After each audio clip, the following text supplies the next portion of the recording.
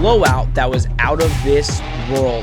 Hello, everybody. Welcome back to Charge On. As always, I am your host, Sean Green. Your UCF Knights are UCF Knights. Just beat the living hell out of the Temple Owls. Like we said, Nick, as always, Nick Geddes joins me. Nick, I don't think we thought 70 points. I mean, no. 70 points? No. I said 34. I didn't think they 42. were going to. I didn't think they were going to double up on that, but they did it. But I mean, last time I checked, what did I tell you that UCF needed to do to win this game? Do you recall? Enlighten our audience, Mr. Geddes. Yeah, I said that UCF just needed to put their pads on and put their uniform on properly. Yeah, and just get on the field and play. Do warm-ups and all that. Take a drink of water. Take a drink of water. Take a swig. Wipe your face with a little towel. Now, let me tell you this. They did test me for a little bit, for about a quarter and a half. They did test me, and I was like, man, I look like a fool right now. I look like a fool. This is one of those any given Thursday type deals. But, yeah, no, it was not close after that. It was not close. No. 70 points. I believe this is the second most points that UCF has ever scored in a game. I think 73 against Austin P is in 2017 is the record. So I think this is the second most. So I didn't have that on my bingo card tonight. I did not, especially against as good of a defense as they faced. No. And for our audio listeners, I'm taking off my sunglasses. I just felt a little dangerous to start the pod. After a game like that, bringing out props. But no, you're right. Got a little testy there in the first quarter. But again, Nick, we talked about this, right? Like, that has been this season game-wise, right? I even said it. We were talking about the defense, and I said, listen, this defense, top 10 defense in college football. We've said that. We also said they give up a touchdown. They give up points early. I mean, they test to see what the offense is, how they run it. And do I understand how it happens? I mean, if you're a good defense from the second to fourth quarters, why can't you just be elite in the first? But there's no complaints. I mean, you gave up 13 points. I think we both said that they'd give up 7, right? We thought a touchdown. Well, they gave up that in the first quarter. I mean, it was, they put up 10 in the first quarter, 13 in the game, allowed no points in the second half, 56 unanswered by the offense, and that's also on the defense, holding Temple to no points. But Nick, that's honestly, it just seems like UCF might be, if not the most dominant second half team in the entirety of college football, one of the most dominant, because they are a second half team, and it's not even close. Oh, yeah, 56 unanswered points. When you said that, I just went like, whoa. Like, they said it on the broadcast, but just hearing it every single time, it's like, that's hard to wrap your head around. 56 unanswered points. Yeah. I mean, this was a 14-13 ball game at one point, believe it or not. For those of you who didn't watch the game, yes, it was 14-13 midway through the second quarter, and it looked like we were going to have one of those dogfights on a Thursday night until UCF just took this game over. And, I look at the stats tonight. The box score is tremendous. UCF put up well over 600 yards of offense. The first team in FBS this season to put up 600 yards plus in 3 games. So we've been talking about the inconsistencies of this offense. When they're on, they can show you right there that they are one of the top 5 offenses in all of college football. I think that's really impressive because this is year 2 of Gus Malzahn. This is really the first year where he has the players basically that he wants to run his system. That's what John Rice Plumlee was brought here to do. I mean, he's the only quarterback in the nation with, I think, coming into this game, 1,000 passing yards and 400 rushing yards. And he's improved on that even more tonight. Talk about him having a 2 consistent performances in a row. We finally got that tonight. And tonight he was perfect. He was absolutely perfect, John Rice Plumlee, tonight. Yeah. Oh, and there's so much to like out of this performance. And a lot of people on Twitter, rightfully so, that have been behind JRP for the entire season, said, like, listen, you better say you're sorry to John Rice. And listen, we have on this podcast called it like it was. We've called these games like they were, especially early on. We weren't taking away the fact that, listen, John Rice didn't play quarterback for a year. We took that into consideration. We said all this. But he just looks different, especially the last 2 weeks. I mean, we can look at Georgia Tech and we can say he didn't play well, but also they didn't really try to throw the ball against Georgia Tech. It was, we're going to beat them by running down their throats, and that was going to be our game plan. The last 2 weeks, Nick, I mean, you can't get more perfect than this, tying a UCF record that only 2 other quarterbacks held, with one of them being Dante Culpepper. 7 total touchdowns, 4 through the air, 3 rushing. I mean, and then the consistency through the air, right?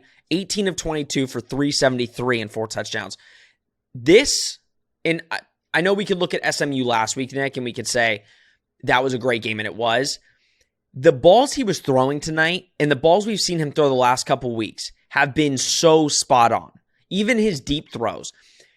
He's putting them in positions where only the receiver can get them, and the defender has literally no shot at all. He's the 2 balls, the one to O'Keefe on the left, the other to Kobe on the right.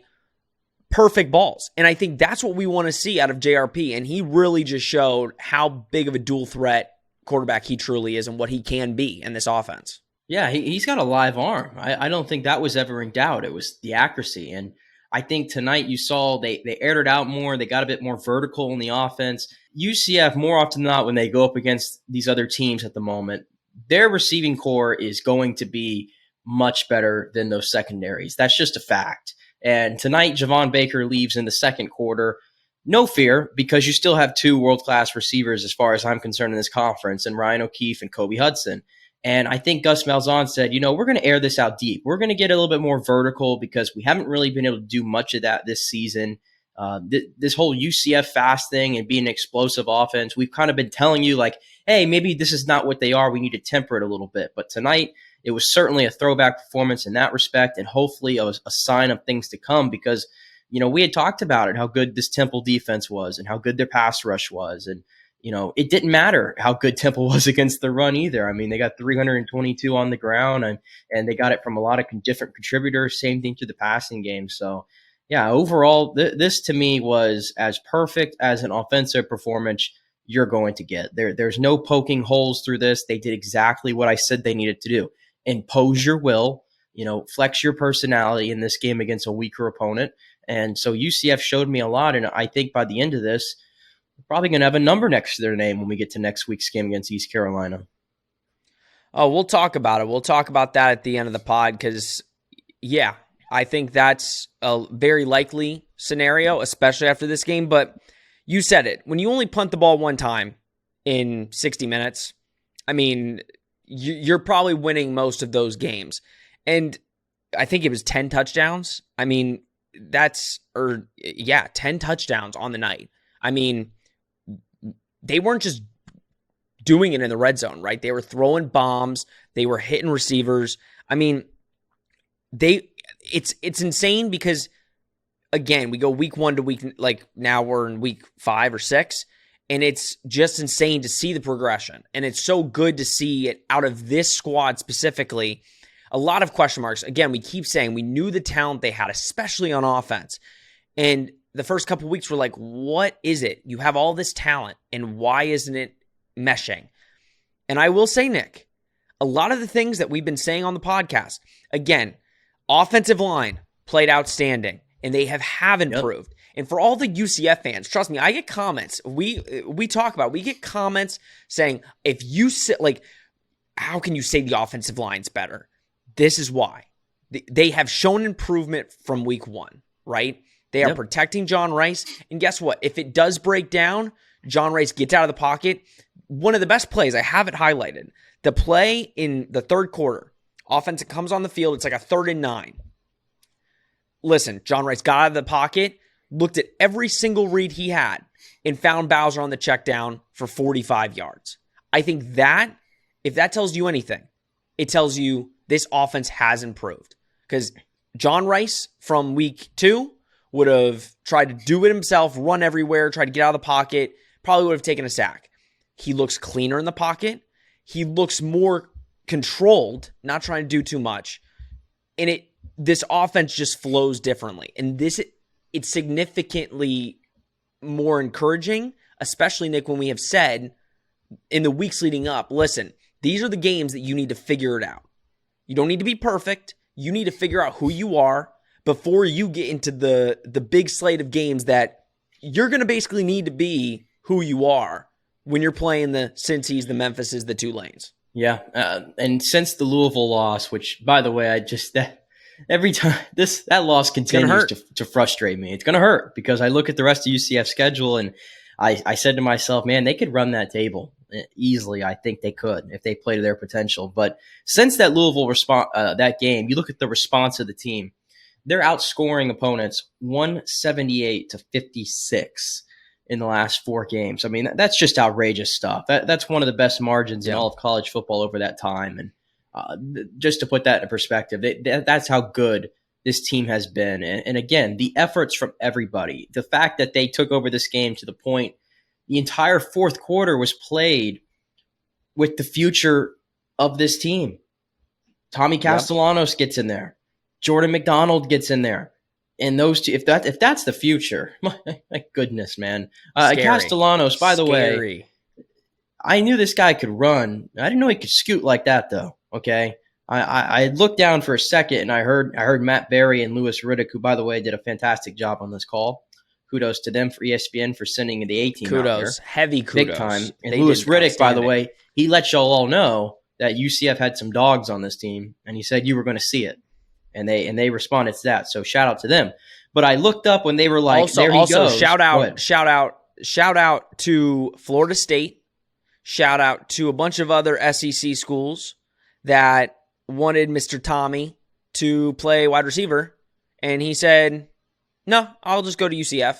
Yeah. Those schools in a couple years are going to be pretty upset they didn't just offer him to play quarterback. No, yeah, he's a Gus Malzahnite. A Gus Malzahnite. He is as the more I watch him now, I can tell why Gus Malzahn wanted this guy badly and why it was probably an easy pitch to get him here. But yeah, I kind of looked down for a second and I heard Matt Berry's voice get raised and I look up and I was like, who the hell is that running?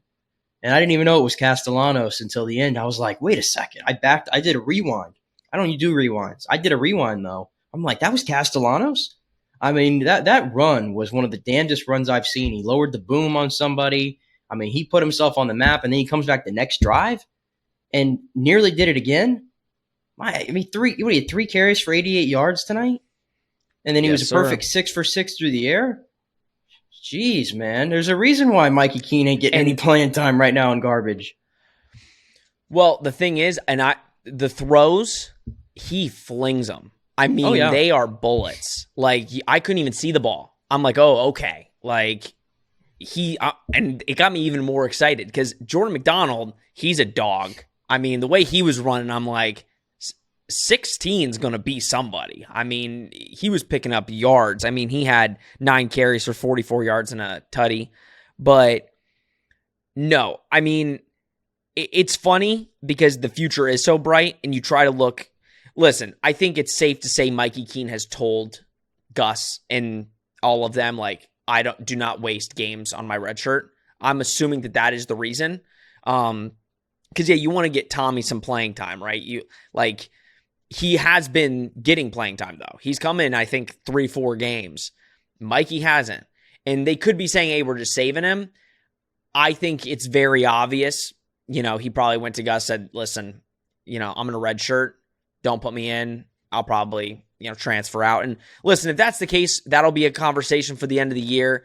A lot to love about Mikey, but I think this is the reason this team specifically and the way that it's constructed, especially at quarterback. And when you look at who the future is going to be at quarterback and who they are going after when it comes to transfer portal or recruits, I mean, it's Gus Malzahn's offense. He has a very specific quarterback in mind. And Mikey is not that guy. Yeah. But it's not saying Mikey's bad. It's just not Gus's quarterback. And it shows now in how the offense is run and how he wants it to run. Yeah, it makes more sense now that I'm seeing it. It makes so much more sense why Dylan Gabriel's not here anymore. It makes sense why Mikey Keene's on the bench.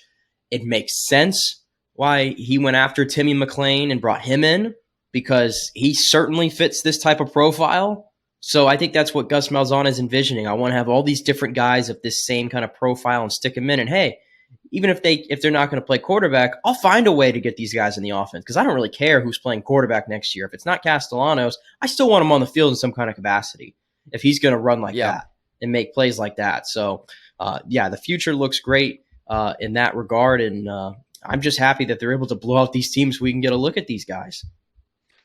Oh, no, 100%. And it makes me and we'll get into the defense too, because there were some redshirt freshmen on the field tonight that also look very impressive.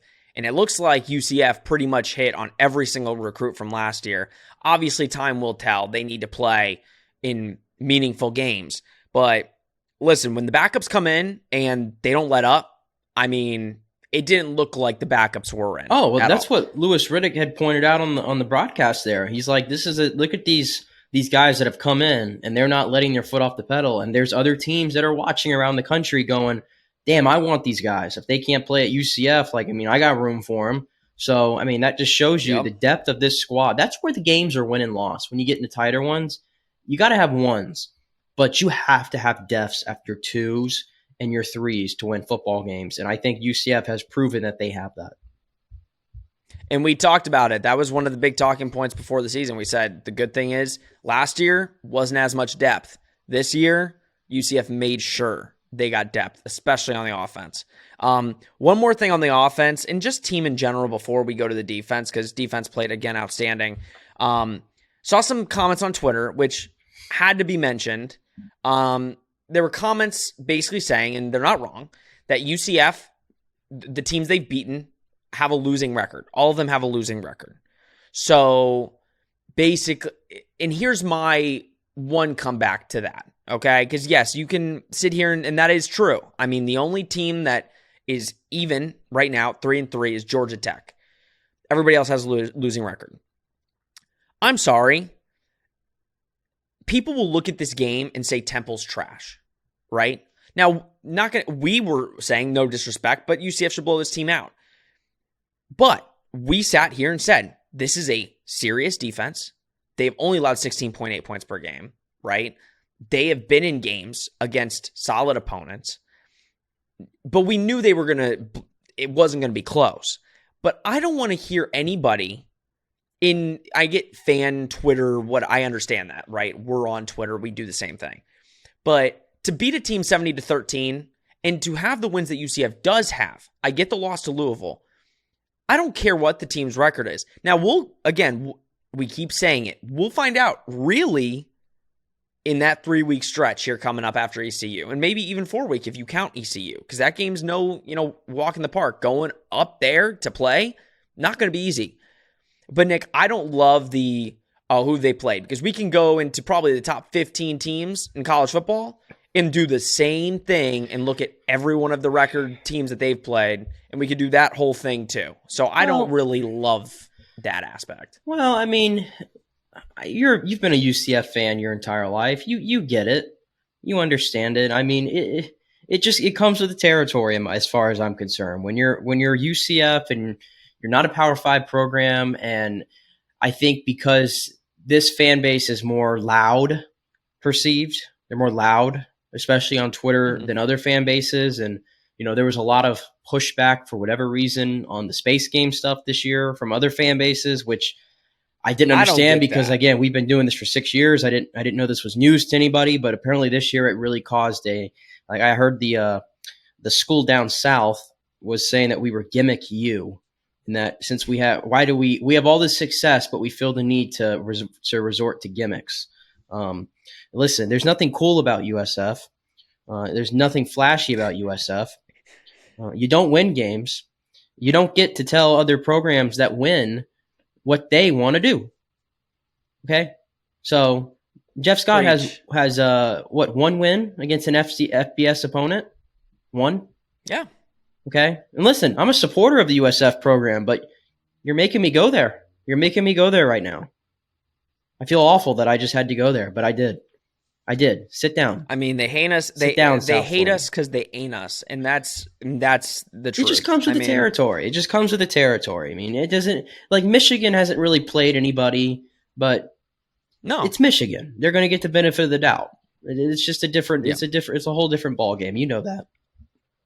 No, yeah, and listen again. I'm not calling Temple Alabama here, but I'm saying I ain't apologizing for scoring 70 points on any opponent. It's not easy. No, I mean no. And if it's so easy, I want to see whoever plays Temple for the rest of the year. I want to see if you can put up anywhere close to it.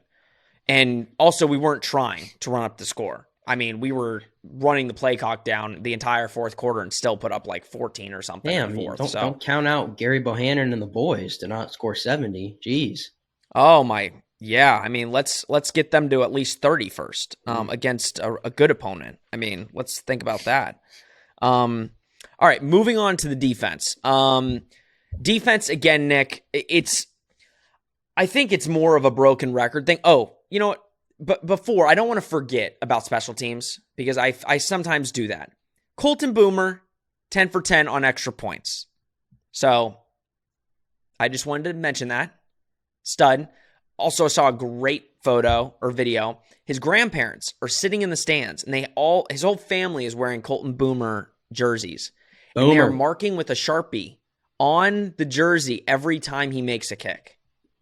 Just found Wasn't that lovely? Very fun. Very lovely. But shout out to Colton Boomer for the 10 for 10 to make sure we could score 70. That's 10 points right there. It's pretty hefty. All right, defense. Again, Nick, sounds like a broken record. Defense, again, we mentioned it on the pregame to Temple, right? I said every week they give up a touchdown pretty much at the start of the game. And then they go and score again, a field goal or something like that. And then the defense kind of stops them. This game, it was a field goal first, held them in the red zone. Then, I mean, give EJ Warner credit, man. That first quarter, and then like halfway through the second, he was playing outstanding. I mean, he was slinging the ball. We couldn't really do much to stop it. Open receivers, and Temple was moving the ball. After that, though, nothing. I mean, third down stops, fourth down stops. Defense, again, it's like a lockdown like mentality of we're only going to give you this much and then you're not going to get anything after that. So what do you say about this? You know, again, we give so much praise, but Travis Williams in this defense, I mean, to do what they keep doing and to only allow 13, I think it's 9 straight they've held opponents under 20 points. That's absolutely, like, when you do that in college football, I mean, that's an elite level program. And consider where they were before he got here. I mean, this defense was going nowhere under Randy Shannon. It was going, I mean, it got a little bit better his final season, but not by much.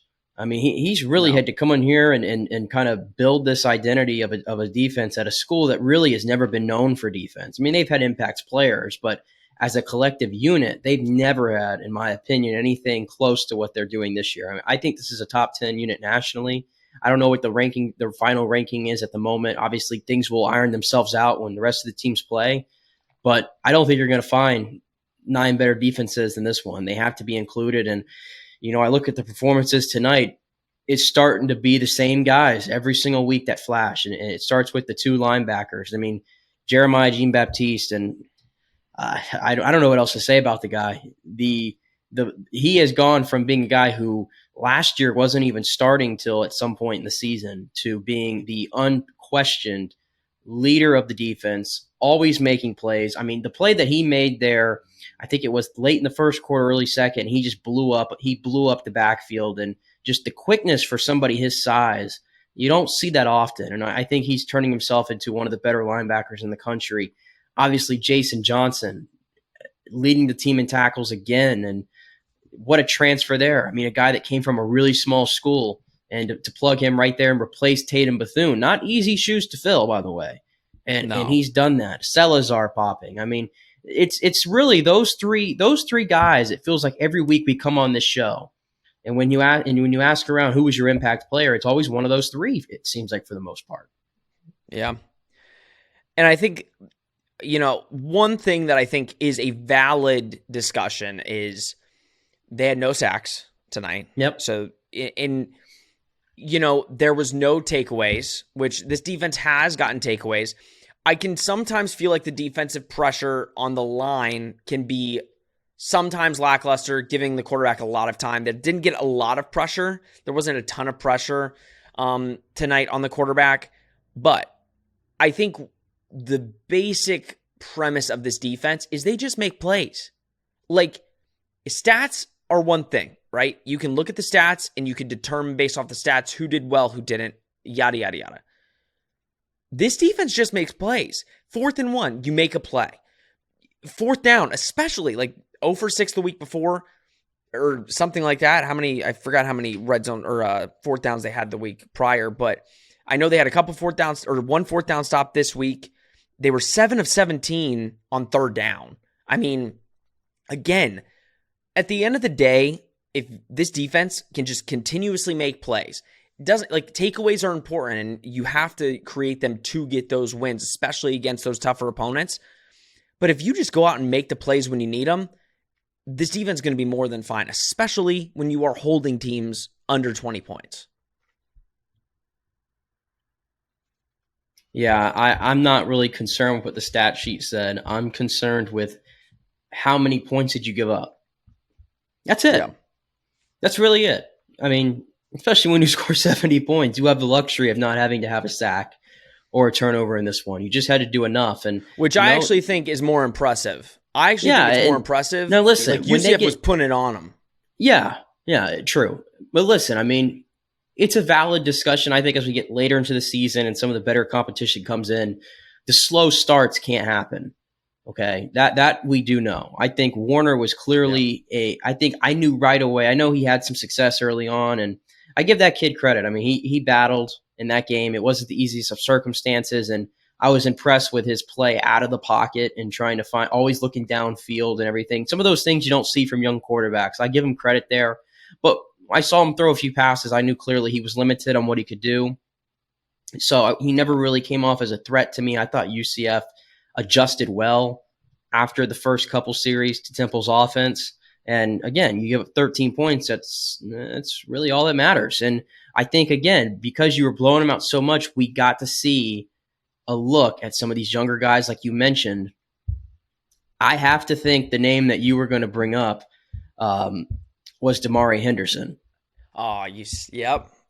I have to think, and we could both talk about him. I mean, the one play where I think it was Patterson for Temple who was running the boundary, and you just see a heat-seeking missile, no pun intended, coming from one side of the field to the other.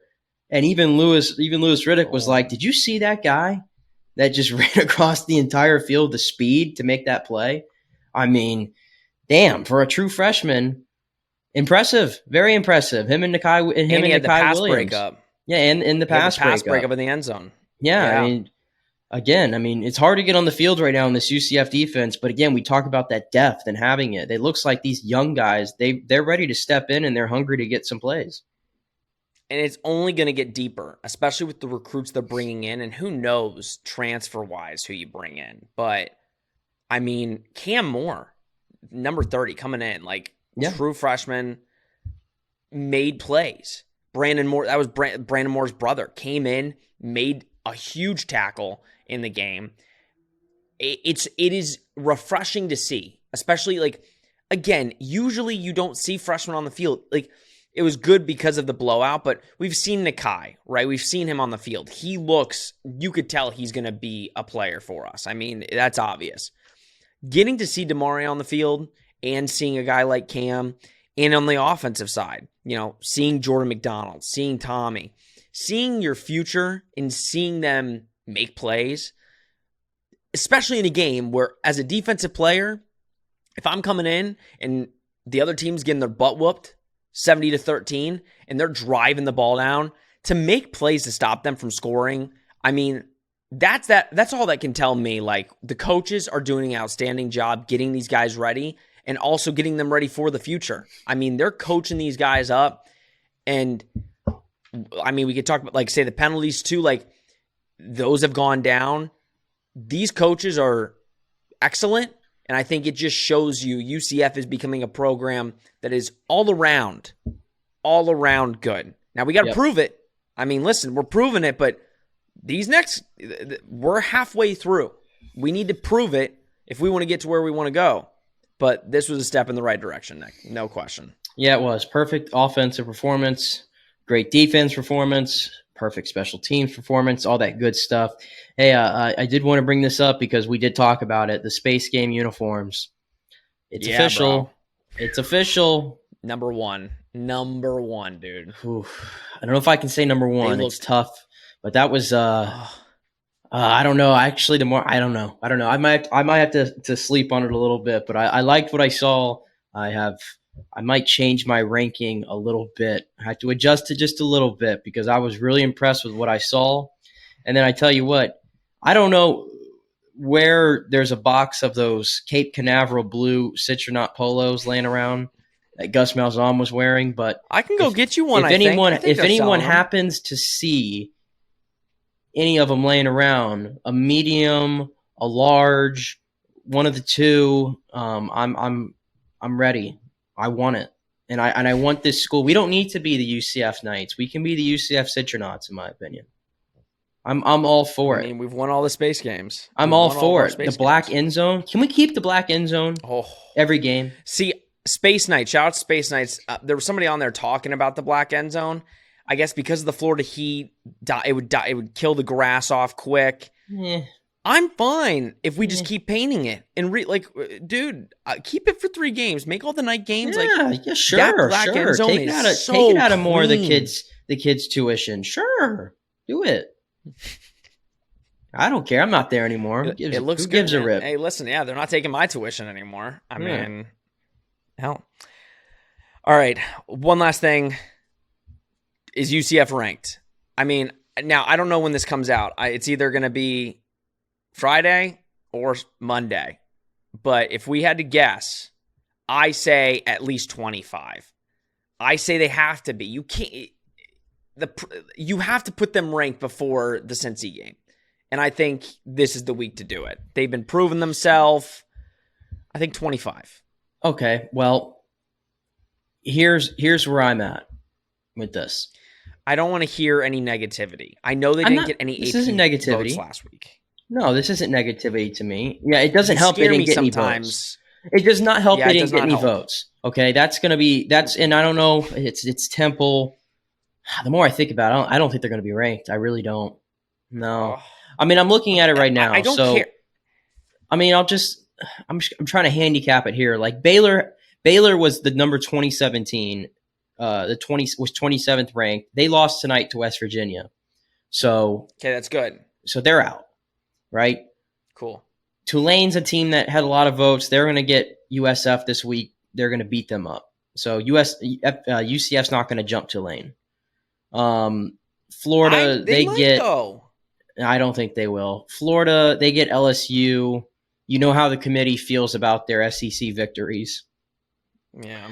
Just Notre Dame, BYU, North Carolina. Like they got to Coastal Carolina. I mean, they got to jump those teams. There would have to be a lot to go wrong in the top 25 this week. I mean, I look at it like James Madison is the Cinderella at the moment, and they play Georgia Southern, who had the big win over Nebraska. Okay. So, I mean, they could lose that game, I guess. I could see Illinois losing to Minnesota. I could see Kentucky losing to Mississippi State. I mean, can you see Cincinnati losing at SMU? I mean, we could obviously see Utah losing to USC. So I just gave it to you right there. I think that there's 5 of the bottom 6 ranked teams that could all lose this week. Utah, Cincinnati, Kentucky, Illinois, and James Madison. I think Texas will have its way with Iowa State. But the other teams right there, I think they could all fall out. And then we're talking. But the way it's constructed, the fact that UCF didn't get a single vote this past week, I'm a little bit more skeptic about it because they're going to have a lot of things that have to go right in their favor. I know. My optimism, man. I know. Trust me. I will say this, Knights fans, okay? And the ranking doesn't matter. And let's be real. We've said that right after the loss of Louisville. It literally means jack. It means nothing. But me and Nick talked about this off camera. I guarantee you, if UCF goes and beats ECU and Cincy beats SMU, we will both be ranked. UCF will be ranked. Cincy will be ranked. And I am saying now, Nick, I know that there's other factors in play. I am betting money right now that we will get College Game Day. And if that's the case, wow, that will be something. I get it. That's a conversation for another day. We don't have enough time to talk about that. But I'm saying if we beat ECU and Cincy does what they're supposed to do, even though they suck, Cincy sucks. Oh my God. They suck. They suck. Anyway. I don't care. They're trash. If we do what we're supposed to do and they do, we will both be ranked, and that will be a game that College Game Day can go to. I'm ending it there. Thank you so much for tuning in to Charge On. We appreciate you as always. This team's figuring it out, and we're having a ball. Hopefully, we can keep it going, because we don't like the negative pods. We like the positivity pods, where we're all happy. It's fun. Please like, share, subscribe, comment, do all those things you usually do. Go Knights, charge on. We will see you next week.